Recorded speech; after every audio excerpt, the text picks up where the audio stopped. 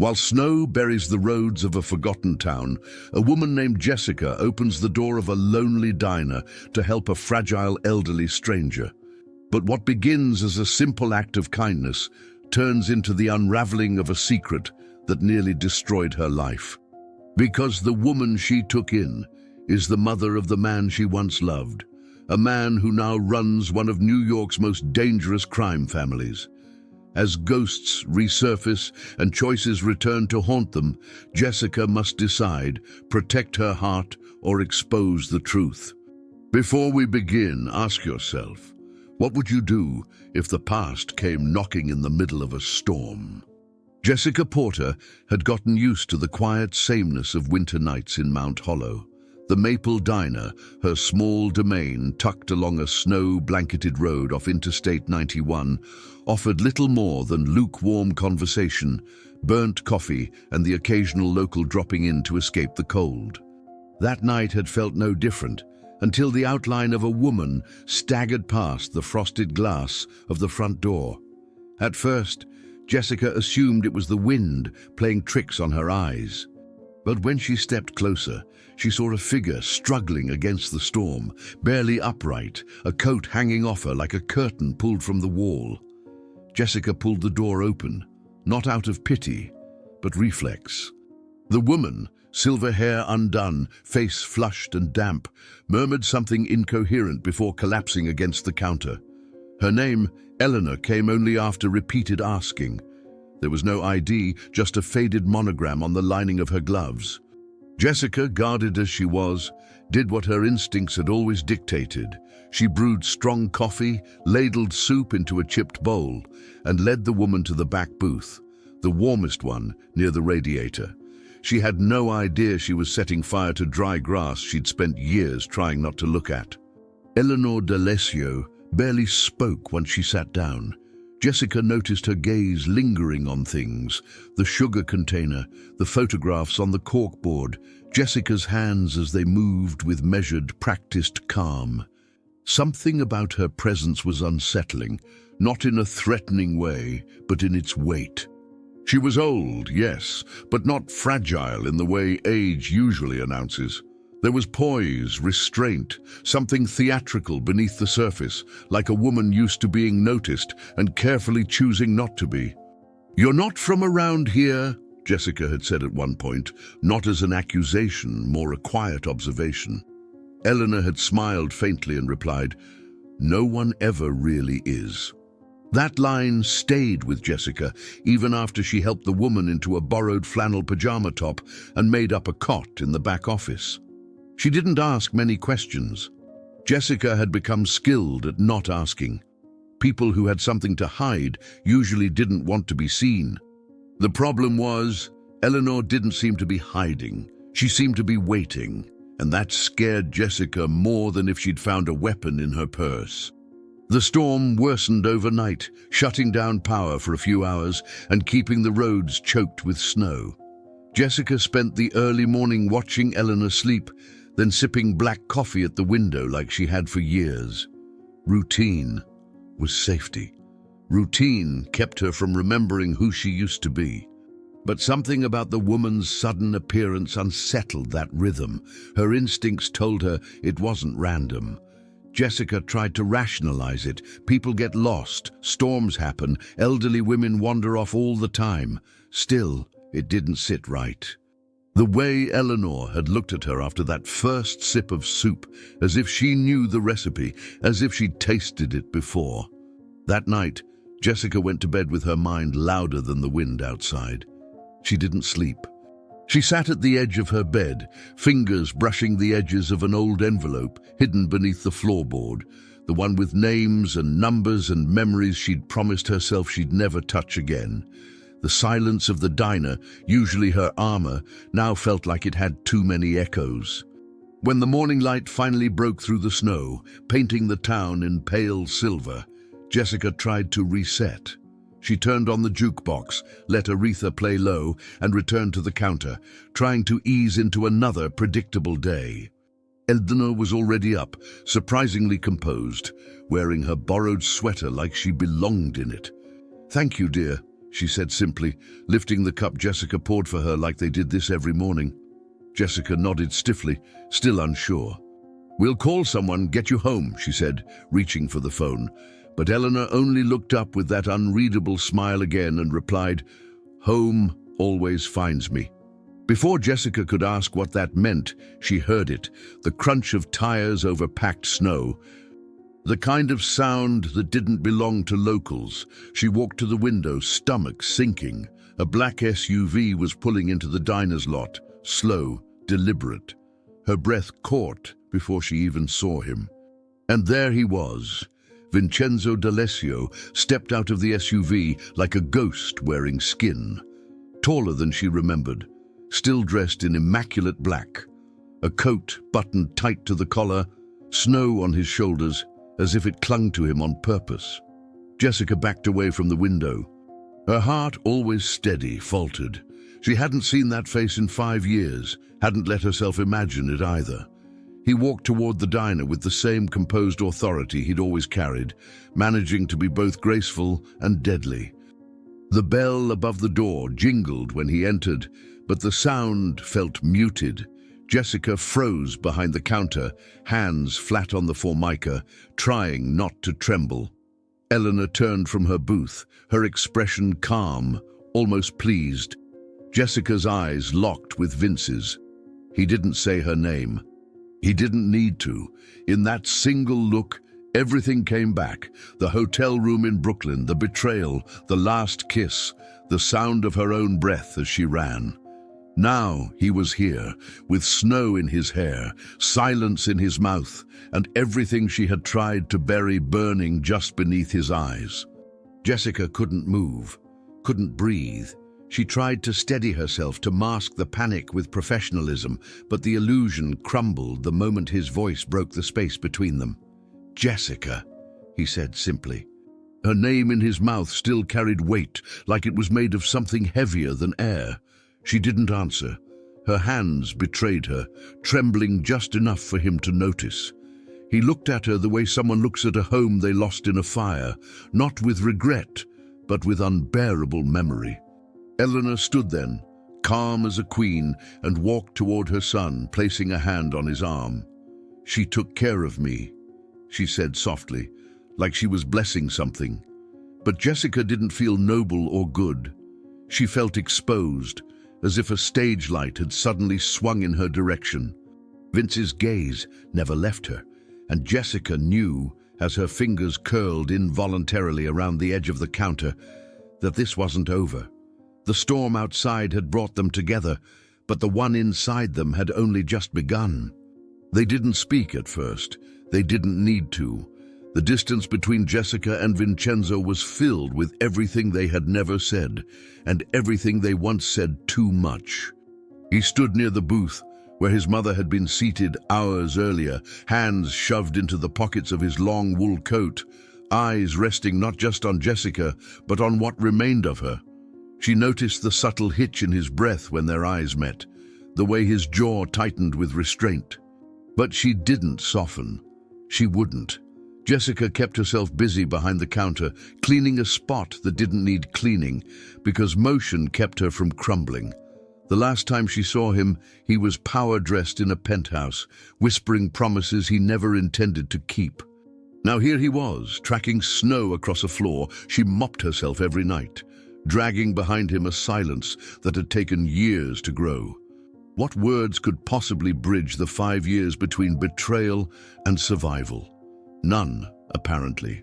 They sat on opposite sides of the room, caught in a shared orbit, paralyzed by what still lived between them and what had died in their absence. It was Eleanor, asleep in the back room, who granted them this suspended moment. Her presence loomed even while she rested, like a script waiting to be resumed. Vince looked toward the hallway where his mother had disappeared, and for a flicker of a second, Jessica saw something rare in him. Hesitation. Not fear. Never fear. But something adjacent to regret. He turned back to Jessica, slowly, like every movement was a decision. "Why here?" he asked, voice low but direct. "Why this place?"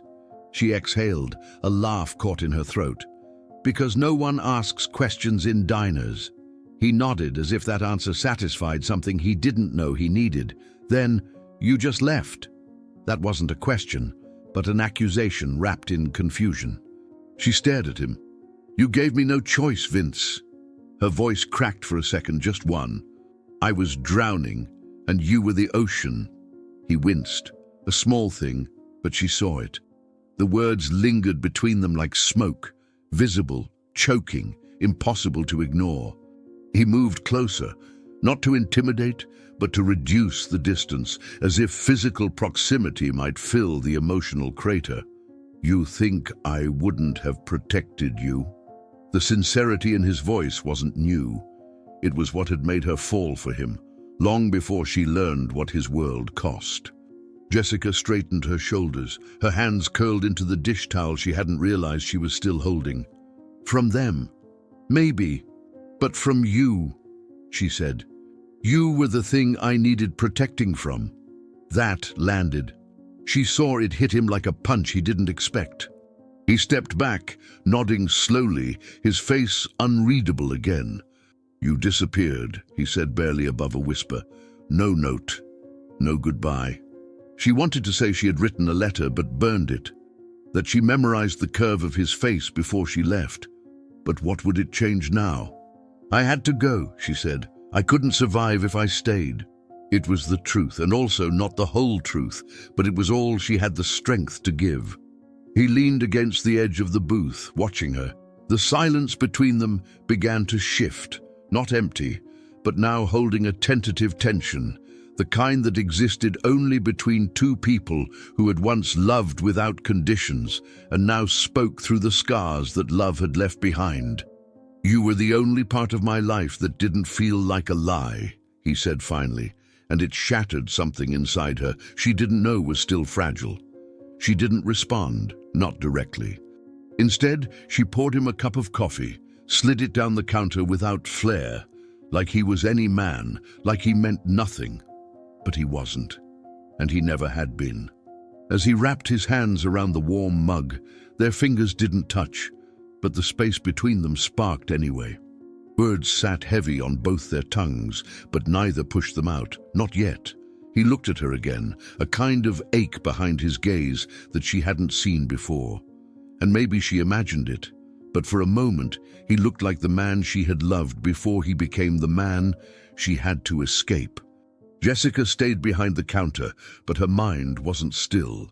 Memories pressed in, vivid and uninvited. Her body curled next to his in a Manhattan hotel suite, his laugh echoing in late-night phone calls, the final time she saw him staring at a file that could dismantle his empire. All of it collided now, under this roof, between these walls, as if the diner had become a purgatory where every version of them existed at once. I wanted to believe you were better than the world you came from, she said finally, but I realized it didn't matter. Because even if you were still inside it, and that meant I could never be safe. Vince didn't argue. He just sat there, coffee untouched, accepting her truth without defense. That, more than anything, made her feel unmoored. If he had fought back, she could have hardened. If he had denied it, she could have shut down. But he didn't. He just let it be, the kind of surrender that meant more than apology. When he stood, she expected him to walk out. Instead, he reached into his coat pocket and pulled out a pen, sleek, silver, the kind no one carries unless they mean to write something worth remembering. He picked up a napkin from the counter, looked at her for a long moment, and then wrote something with slow, deliberate strokes. He didn't show her the words. He didn't say anything at all. He just folded the napkin in half and placed it gently on the counter between them, pressing it down with 2 fingers before turning away. Jessica stared at it. Her name was written on the outside. Just her name. No message, no explanation, no plea. A gesture so painfully simple, it stripped her of every defense she had left. When she looked up, he was already by the door. For a second, she thought he might look back. He didn't. He stepped into the snow, leaving behind a name written on a napkin, and a silence that now belonged to both of them. The snow had trapped them in place, but it had also stripped away every excuse to avoid what truly needed to be confronted. With the roads closed and no one coming or going, there was no choice left but to face each other. Jessica sat at the corner booth, her hands wrapped around a coffee mug she hadn't sipped from in nearly an hour. Across from her, Vince leaned forward slightly, his fingers tracing patterns into the condensation on his glass of water. Neither of them rushed into words. For years, silence had been their language. Now words were a foreign territory that neither wanted to claim first. Eventually, Vince broke the stillness with a simple, "You never said goodbye." Jessica's lips curved bitterly. "You never gave me a reason to." The conversation began not with answers but with accusations, sharp, small ones, that cut deeper for how long they had been stored. Yet beneath every sentence was something unspoken. Regret, confusion, maybe even a longing they both refused to admit still existed. The storm outside raged on, but inside the temperature was shifting with every truth they hesitated to speak. Vince spoke first about the years in between, his voice steady but not emotionless. He hadn't stopped searching for her. Not when his men came back empty-handed. Not when he heard rumors that she had vanished overseas. "I kept thinking you'd show up in some news headline," he said. "Dead or brilliant or dangerous, I didn't care which, I just needed to know." Jessica didn't flinch. "You're the reason I had to disappear. You know that, right?" The accusation didn't land like a blow, more like a statement of tragic fact. She told him what he already suspected. The fund she tried to expose, the one supposedly laundering money through fake development projects, was more than corporate fraud. It was a funnel, directly connected to the D'Alessio organization. "I didn't know then," Vince said quietly. "Not fully." Jessica narrowed her eyes. "But you know now." He nodded, but he still hadn't said sorry, and she noticed that too. Jessica told him what had happened after the report, how she'd trusted James Harrington to protect the data, how he'd promised to escalate the findings, and how everything was shut down within 72 hours. Her apartment was broken into, her account was frozen. Colleagues turned their backs on her. "They didn't just discredit me," she whispered. "They made me disappear." Vince leaned back slowly, his jaw tight. "I believe you," he said. But it came too late to matter. Jessica continued, saying how she had lived like a ghost for years, changing cities, jobs, identities, until she ended up here, in the diner no one cared to notice. She didn't mention the night she slept with a knife under her pillow, or the months she ate canned beans because she couldn't risk a credit card trail. Vince could feel those parts, even if she didn't say them. And that made the guilt sit heavier on his chest, even if he still couldn't bring himself to say the words. When Vince tried to explain his side, it wasn't a defense, more like a confession he didn't expect forgiveness for. He told her the truth. The fund had been part of a shell operation set up long before he inherited the family business. It was meant to look legitimate, but the moment she poked at it, it exposed a crack that could have brought everything down. "So, you protected it," she said. Vince looked away. "I protected you," he corrected, "by making sure no one knew you were right." Jessica laughed, not because it was funny, but because it was sickening. "You let them ruin me. That's not protection." Vince didn't argue. He couldn't. His silence was finally honest, and that honesty said more than any excuse could. He hadn't made a mistake. He had made a choice, and that choice had cost them both everything. Eleanor, who had been sitting quietly nearby with her eyes closed and a blanket pulled over her shoulders, spoke for the first time. Her voice was hoarse but deliberate. "You two are like two halves of the same gun. One loaded, one aimed, neither willing to shoot." Her words weren't poetic, they were surgical. She opened her eyes and looked at each of them, as if she had been waiting for this moment longer than either of them. "You think you're enemies?" she added, "but really you're just cowards, afraid to admit you were trying to save each other in the worst way possible." Jessica stared at her, then at Vince. And in that moment, something cracked. Not forgiveness, not love, but recognition of who they had been, of what they had done, and of how badly they had failed each other. Eleanor pushed herself to her feet, slowly but with intention. "Enough games," she said. "Say what you need to say, or lose the chance to say it forever." And just like that, the spell broke. Eleanor returned to the back room, leaving them alone once again. Jessica looked at Vince.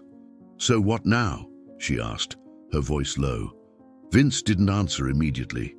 He simply met her eyes and said, "That depends on what you're willing to hear." The two of them remained seated, not as lovers or enemies or survivors, but as two people suspended in the middle of a life they never agreed to live. Outside, the snow continued to fall, roads still impassable. But inside the diner, something had moved. The distance between them wasn't gone, but it had changed shape, and Eleanor, watching through a narrow gap in the kitchen door, allowed herself a faint, knowing smile. She had seen what she needed to see. The rest would come, as it always did, when people finally had the courage to say the things that were never said. James Harrington entered the diner like a man rehearsing casualness. His coat was too pressed, his hair too perfectly parted for someone just passing through. Jessica spotted the glint of calculation in his eyes before he even opened his mouth. It was the same look he wore the day he smiled in the boardroom while discrediting her report. The same look he had when he let her burn in front of the audit committee, pretending to be shocked. "Saw that SUV outside," he said lightly, slipping off his gloves as if this were a friendly drop-in and not a chess move. "Thought I'd grab a bite, stretch my legs." Jessica met his gaze flatly, every muscle in her face working to contain the wave of nausea building in her gut. She didn't believe in coincidences, and James Harrington showing up in Mount Hollow during a snow-in wasn't luck, it was intent. Vincenzo, seated at the far booth, barely looked up, but Jessica noticed the way his fingers curled tighter around the coffee mug. He knew the type, polished, dangerous men in expensive suits who smiled with their teeth and stabbed with their pens. James slid onto a stool like he owned it and asked for pancakes, his tone breezy, like this was a damn brunch meeting. Jessica didn't move. "You're a long way from Midtown," she said coldly, eyes scanning him like a bomb waiting to go off. He smirked. "Business takes me everywhere. Besides, who could resist a charming little place like this?" His words were dipped in sugar, but held the bitterness of someone too accustomed to control. She didn't ask what he really wanted. She already knew. "You followed him," she stated. "Or me." His smile didn't falter, but the skin around his eyes tightened. "I was curious," he admitted. "Imagine my surprise seeing the ghost of Jessica Porter alive and well, flipping eggs in Vermont." He said her name like a dare. "I didn't vanish. You buried me," she replied, louder than she intended. Vincenzo's eyes lifted now, watching. The tension turned solid in the room, a cord wrapped too tight. Jessica wanted to scream, to demand how he could walk in here like the past didn't reek off his shoes. But instead, she poured batter onto the griddle, knuckles white, pretending her hands didn't shake. "You were emotional," James continued, voice gentler now, almost rehearsed. "You saw things that weren't there." The condescension hit her like a slap. "I saw wire transfers, dummy corporations, funds flowing into offshore accounts labeled under hotel subsidiaries," she snapped. "But sure, let's call that imagination." James sighed, like a parent tired of repeating himself. "Even if it were true, Jessica, you didn't play the game. You went rogue. That's why they didn't protect you." His tone was infuriating, polished, patronizing, like he was doing her a favor by explaining her own ruin. "And what about you?" she asked, stepping forward. "What was your price, James? How much did they pay you to twist the knife?" She didn't expect an answer, but he gave one anyway, not with words but with silence. The kind of silence that only confirmed guilt. "You were always brilliant," he finally murmured. "But dangerous people don't like brilliance without obedience." Vincenzo stood now, moving without a word, walking slowly toward the counter. James stiffened as he approached. "I know who you are," James said, "and I know how you operate." Vince gave him a thin smile. "Then you also know I don't like uninvited guests." Jessica almost expected James to back down, to find an excuse to leave, but he didn't. He stayed seated, his arrogance outlasting his fear. "I came to offer clarity," he said, looking only at Jessica. "You think he's your savior? He's not. He's just another hand with blood under the fingernails." Jessica stared at him, fury building like a storm behind her ribs. "He never claimed to be anything else," she said evenly. You wore the same suit in boardrooms and funerals, and I never could tell the difference." The words hit, but James didn't flinch. "You don't get to pick sides now," he said, tone colder. "You already chose the wrong one once." She narrowed her eyes. "No, I tried to choose the right one. You just made sure it disappeared beneath yours." James leaned in slightly. "That world you exposed? You only saw the tip. There are deeper levels, Jessica, levels he's a part of." Vince took a step forward, now directly beside James. "Say another word, and I'll show you exactly how deep I go," he said quietly. James hesitated. For the first time, real fear flickered in his eyes. Eleanor's footsteps interrupted the moment, her voice floating in behind them like a string pulled loose. "Oh, James," she said, calm and almost affectionate, as if greeting an old friend. "Still pretending you weren't ours first?" Her voice was gentle, almost amused, but the effect was atomic. Jessica blinked. "What?" she asked, breath catching. Eleanor stepped forward, still in her slippers, as if nothing important had just been said. "He was always too eager," she said, more to herself than to anyone. "Got in through William Marzano's office, yes? That must have been 98? James went pale. "You said I was clean," he snapped, but it lacked the conviction of someone truly innocent. Eleanor shrugged. "You were until you weren't." The diner went still. Jessica's mind reeled, pieces snapping into place she hadn't known were missing. James had always been too close, too protected, too untouchable, and now it made sense. He hadn't just sabotaged her, he'd done it to protect something he helped build, something he still served. She looked at Vince, but his face revealed nothing. He already knew. Jessica felt the floor shift beneath her, not literally, but the ground of everything she had believed about right, wrong, and the people who pretended to protect her. For the first time in years, she realized, she never had a real choice. Until now. Vincenzo didn't pace, didn't flinch, didn't try to dress his words with sentiment. When he made the offer, it was with the quiet intensity of someone offering a way out that looked dangerously close to a way back in. "Help me take them down," he said, his voice a low current. "The ones who turned this thing into rot from the inside. Help me clean it out, and I'll make sure your name is restored. Publicly, legally, completely." Jessica stared at him, every instinct fighting to make sense of whether this was rescue or manipulation. She wanted to believe him. God, some part of her always would, but belief was a currency she no longer traded in easily. This was the man who wore secrets like second skin, who could look a priest in the eye while making deals in blood. And yet, here he was, offering her not just redemption, but relevance. "And in return?" she asked. Vince looked directly at her. "In return, you stop running. You come back, not to me," he added quickly, "to the world that was stolen from you." But Jessica knew better. Nothing in Vince's world came without a cost. Jessica's mind raced, torn between survival instinct and the part of her still tethered to the man standing across from her.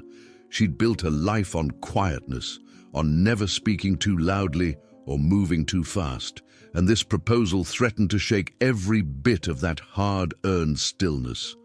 "You want me to be your partner in a purge?" she asked, incredulous. "To help you clean house like this is some corporate reorg?" Vince didn't blink. "I want you to help me cut out the cancers, the ones who trafficked in betrayal. You exposed it once. Let's finish what they buried." She remembered the day her evidence vanished, how the regulators pretended to care while HR escorted her out the side door. She remembered how Vince never called, or at least never explained why. "And how do I know you're not protecting someone? How do I know I'm not just another pawn on your board?" Vince moved closer. "Because this time, you're not the piece, you're the player." Jessica turned away, chewing the inside of her cheek. He knew how to talk, always had, but she'd learned to measure men by what they did in silence, not what they promised aloud. He reached into his coat and dropped a folder on the counter between them. "These are names," he said. "Real names, not nicknames, not codes. Bank ties, real estate, burner lines, offshore accounts. You'll see them all." Jessica hesitated before picking it up. The weight of the folder felt disproportionate, as if the lies inside carried mass. She opened it, leafing through pages that bled truth. Not just the kind found in spreadsheets, but the kind that destroyed legacies. She found familiar names, the ones she'd tried to expose 5 years ago, and others she never imagined were connected. "You've had this all along?" she asked. Vince's silence was answer enough. "Then why now?" she whispered. "Why give it to me now?" He looked tired, not physically, but somewhere deeper. "Because now I care more about ending this than surviving it," he said. "And because I trust you, even when I shouldn't." It wasn't an apology, not fully, but it wasn't empty either. Jessica closed the folder and pressed it against her chest. Her hands were steady, but her heart felt like glass hanging by thread. "Help me do this, Jess," Vince said softly, the familiarity of the nickname cutting through her armor. "We both deserve a future that doesn't reek of what they left behind." Jessica almost laughed at the irony. The man who once suffocated her with the weight of his empire now wanted her to help dismantle it. She thought about the girl she used to be, idealistic, relentless, so sure that truth alone was enough to win. That girl had died when James Harrington walked into the hearing room with a smile and a lie, but maybe, just maybe, something of her still lived in this version of herself. "What happens if I say no?" she asked finally. Vince didn't miss a beat. "Then I disappear. I won't come back. I won't ask again. You'll never see me." Jessica nodded slowly, absorbing the gravity of that promise. "So it's help you, or lose you. That's the deal?" Vince looked at her, eyes bare. "It's not a threat, Jess. It's just reality." And that, more than anything, terrified her.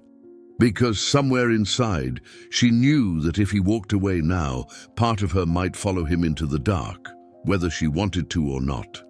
They moved to the pantry in the back, instinct guiding her feet before logic caught up. It was the place they had kissed for the last time, a hidden moment beneath flour bags and canned tomatoes, when truth still tasted sweet and futures felt writable. Jessica stood near the same wall, remembering the heat of his hand on her lower back, the way he whispered her name, like it was a promise he was never meant to keep. She faced him now, not with longing, but with clarity. He stepped closer, slower this time, offering proximity, not pressure. "I'm not asking you to forgive me," he said. "I'm asking you to believe that I want out." Jessica stared at him, chest rising and falling, everything in her wanting to run and stay at once. "Then prove it," she said. "Prove that you want out of this before you ask me to step back in." The words fell between them like a line in the sand. Not a rejection, a condition. She turned her back to him and walked out of the pantry, the weight of the folder in her hands and the sound of her own heartbeat drowning everything else. The days that followed were not peaceful.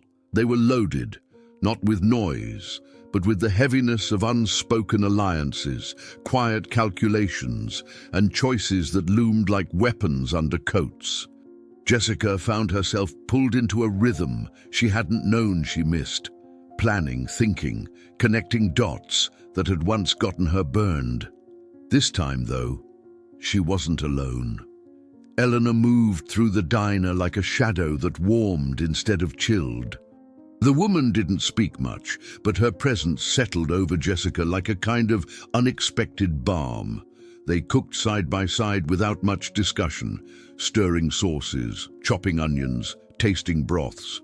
But in those domestic rituals, something maternal unfolded between them. Jessica hadn't had a mother like that, and Eleanor, in turn, treated her not with delicacy, but with the quiet respect one reserves for those who have survived something sacred and brutal. One morning, as Jessica handed her a paring knife, Eleanor said without looking up, "My son only lets people close when he's already decided he'd rather bleed than lose them." Jessica didn't respond. She didn't need to. The words landed like a scar being acknowledged, not healed. Vince, in contrast, kept his distance, not out of avoidance, Jessica realized, but out of necessity. He was moving, working, circling names she couldn't see yet. Every time he stepped outside, to make a call, to send someone a message she wasn't allowed to hear, Jessica knew it wasn't errands or errands alone. He was cutting deals, making threats, repaying debts, and deciding who would make it to the next iteration of his world. And yet, between these tasks, he would glance at her from across the room, not asking, not demanding, just watching, as if every look was a quiet question. "Are you still with me?" Jessica didn't know how to answer, so she didn't. Instead, she wrote names, one by one, into a small, leather-bound notebook she kept hidden behind the diner's register. She wrote slowly, like each name had weight. Some names she underlined, some she circled, some she hesitated over. These were the names Vince had given her, the ones from the folder, but some were hers, ghosts from years ago that had never left her. She wasn't just documenting accomplices. She was writing an elegy to the version of herself that once believed exposing evil would be enough. Eleanor caught her one night, closing the notebook a second too late. "You always pause after that last name," she said gently, wiping flour from her hands. Jessica tensed. "Habit," she replied, but it wasn't convincing. Eleanor nodded, not pressing. "The ones that hurt most are the ones we wish had stayed clean," she said, turning back to the bread dough. Jessica wanted to ask which name Eleanor meant, which one she too had hoped wouldn't be there, but she let the silence stand. They were building something fragile between them, and breaking it over one truth too soon didn't feel worth it. Instead, Jessica asked a question of her own. "Why me?" Eleanor smiled, not kindly but deeply. "Because you have nothing left to lose that wasn't already stolen. That makes you dangerous, but also pure." It was the closest thing to a blessing Jessica had ever been given. It felt like being seen without being cornered. She carried that with her all day, even when Vince walked in covered in snow and frustration, speaking nothing but moving with the urgency of someone at war with ghosts. That night, Jessica sat alone in the booth furthest from the windows, the leather notebook open in front of her. She traced the names with the tip of her pen, over and over again, until the ink began to blur. Vince hadn't spoken to her in hours, but he lingered near the back door, as if waiting for a call that wouldn't come. She wanted to ask him where he went when he disappeared, who he had to threaten, what lines he had to cross. But she didn't. Not because she didn't want the answers, but because part of her already knew them, and knowing made the choice real. If she stayed, she was complicit. If she left, she was surrendering to silence again. She thought about the Jessica who walked away 5 years ago, shamed and erased. That Jessica had no allies. This one had Vince, had Eleanor, had evidence.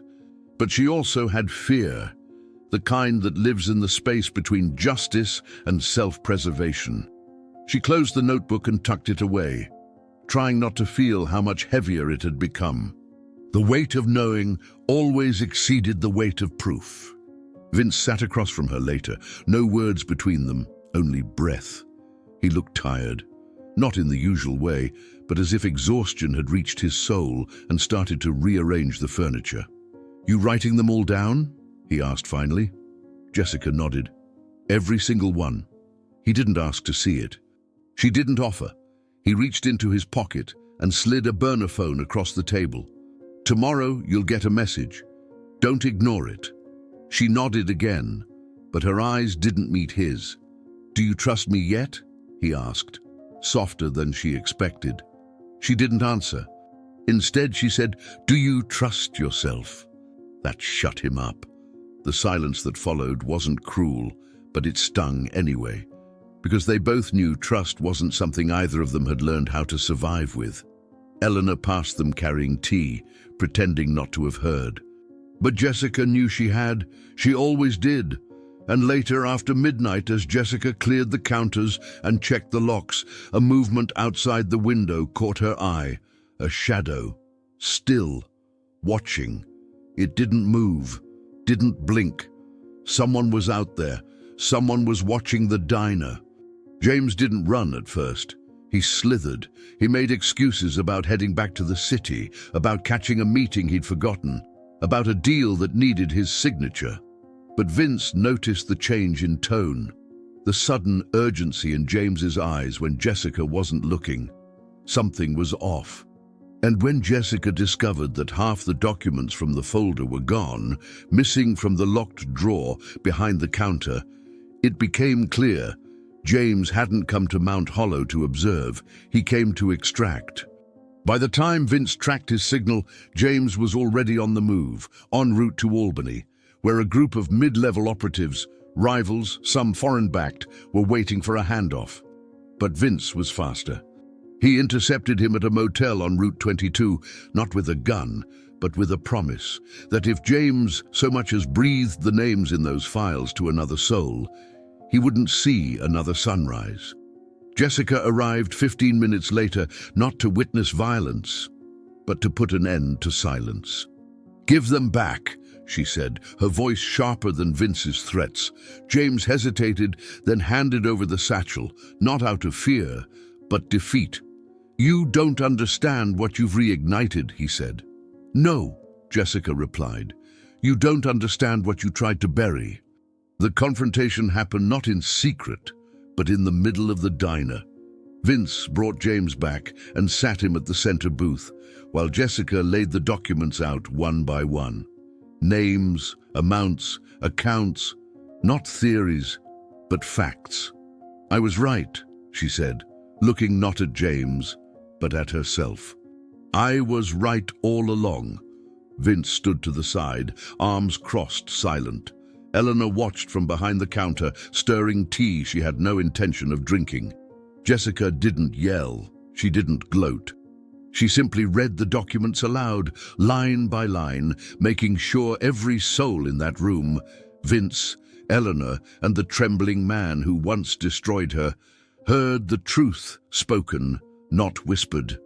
James tried to interrupt once, saying, "These names will mean nothing if no one survives to testify." Jessica turned to him and said, "That's exactly what I intend to do. No grand gestures, no vindictive glory, just clarity, and that clarity cut sharper than revenge ever could." When it was over, Vince didn't raise a hand. He simply walked over to James, looked him in the eye and said, "Go." James blinked, confused. "You're letting me walk out?" Vince nodded. "You don't get an execution. You get to live with it." James looked at Jessica, as if hoping she would intervene. But she didn't. "Living with truth is harder than dying in denial," she said softly. And that was that. James left, shoulders hunched, spine curved like a man finally carrying the weight of what he'd done. As the door closed behind him, Jessica turned to Vince. "You changed." He shook his head. "Not for you." She nodded, understanding what he meant, not because he didn't care, but because it wasn't about her anymore. He'd changed because he had to, or he wouldn't survive himself. She saw the difference. It was real, not for show, not for redemption, for self-preservation, for peace. The air after James's departure was not celebratory. It was heavy, but not oppressive. Something had been broken open, and even if it didn't heal yet, it had finally been exposed to light. Vince retreated to the back, quiet, unreadable again. Jessica stayed behind, organizing the documents once more, this time with a new care, as if they were sacred artifacts. Eleanor came to her slowly, no longer the distant matriarch, but something gentler. She sat beside her at the booth and didn't speak for a long moment. Jessica let the silence stretch, somehow grateful for it. Eleanor finally said, "I thought he would kill him." Jessica looked at her. "He didn't need to." Eleanor gave a soft nod. "No, he didn't. And that's why I know he's ready." Jessica didn't ask what she meant. Part of her already knew. This had never been just about Vince and James. It had been about cycles, breaking them. The next morning, the roads reopened. Snowplows carved through the last of the storm's remnants, and trucks began to move along the highway again. The world resumed, indifferent to the reckonings of a small-town diner. Jessica stood by the window, not watching the road, but feeling the shift. A life that had paused 5 years ago had begun to unfreeze. Eleanor approached, her hand slower than usual, but her grip still steady. She took Jessica's hand without asking and held it in both of hers. "Thank you for coming back," she said, her voice low but certain. Jessica didn't respond immediately. Her throat tightened and it took effort to swallow. Eleanor squeezed her fingers gently. "Now he can leave," she whispered. Jessica looked at her, blinking, not with confusion, but understanding. Eleanor wasn't talking about the diner. She wasn't talking about Mount Hollow. She was talking about herself. The goodbye was quiet, woven into those few words. Jessica nodded once, knowing what wasn't said. The storm had passed, the truth had landed, and now it was time for someone else to go. Months had passed since the last time Jessica Porter had spoken Vince's name aloud. In Florence, she had learned to breathe again, not the sharp, controlled breaths of survival, but the slow, grounding kind that came with waking up without dread. She worked in a small bookshop tucked into a quiet alley near the Arno, a place that smelled of old pages and patience. Mornings were for shelving Italian poetry and answering softly spoken questions from tourists who got lost looking for museums. Afternoons were for tea, for sorting deliveries, for forgetting. She didn't tell anyone who she had been or what she had left behind. She was simply Jess, the woman with the American accent and the half-smile. Sometimes she would trace the edges of an old notebook she kept locked in the bottom drawer, the one with names that no longer burned like they used to. She hadn't heard from Vince since the snow cleared in Mount Hollow. No messages, no warnings, no goodbyes. A part of her had accepted that as mercy. Another part, the part that still woke up at 3:17 a.m. without reason, wondered if that silence was its own kind of punishment. It arrived on a Thursday, unmarked and unexpected. The shop owner, Matteo, handed it to her with a shrug. "No return address," he said, in his usual mix of curiosity and indifference. Jessica turned the envelope over in her hands, already knowing who it came from without needing to open it. The weight of it was disproportionate, not just in grams, but in gravity. She waited until she was alone in the back room to slice the seal open with the edge of a receipt blade. Inside, wrapped in a piece of soft cloth, was the emerald ring. The same one Vince had once offered her in a hotel suite years ago. The one she refused because it felt too much like a promise neither of them could keep. Her fingers trembled as she lifted it.